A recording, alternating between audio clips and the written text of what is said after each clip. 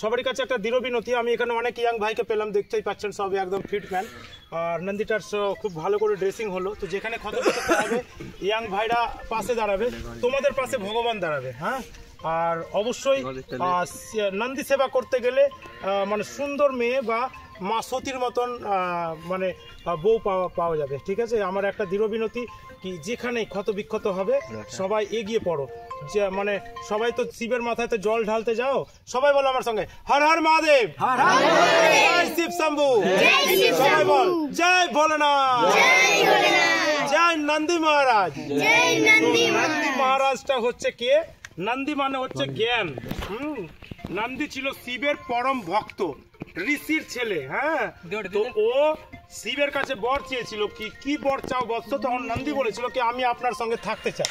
তো কেমন হই, আমার ঘরে তো সব ফ্যামিলিতে এগুলো আছে, তোমাকে কি করে রাখবো? তো বলছে আমি আপনার বডিগার্ড হয়ে ব্যয়ল হয়ে থাকতে চাই। বলে ও ব্যয়ল হয়েছে, মানে ষাঁড় হয়েছে।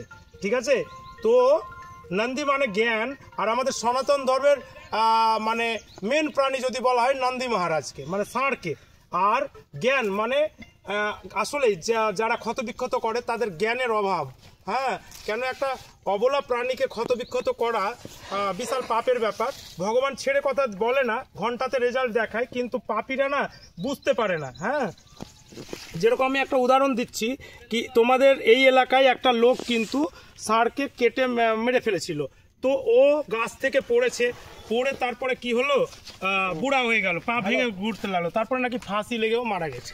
তো ভগবান এরকম করে তো শাস্তি দিচ্ছেই, কিন্তু এরা পাপীরা বুঝতে পারে না।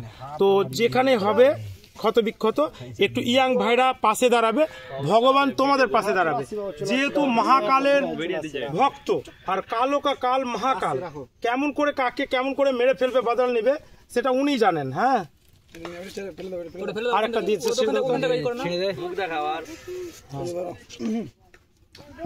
সবাই শেয়ার করে নাও। তো সবাই শেয়ার করবে ভাই ভিডিওটা, এই অবলা প্রাণীর পাশে দাঁড়াবে। একটা নন্দী মহারাজের ভিডিও যদি আপনারা ভাইরাল করেন, তাহলে অটোমেটিকলি কিন্তু নন্দী মানে যে ক্ষতবিক্ষত হয় সেটা আর কমে যাবে, বা এলাকায় একটু ভালো কথাবার্তাগুলো এনজিওরা এসে বলবে, সেটা করলেও মানুষ বুঝতে পারবে। কেন অনেকেই যারা ক্ষতবিক্ষত করে তারা তো এক পাপী, আর যারা দাঁড়ায় না তারা মহাপাপী।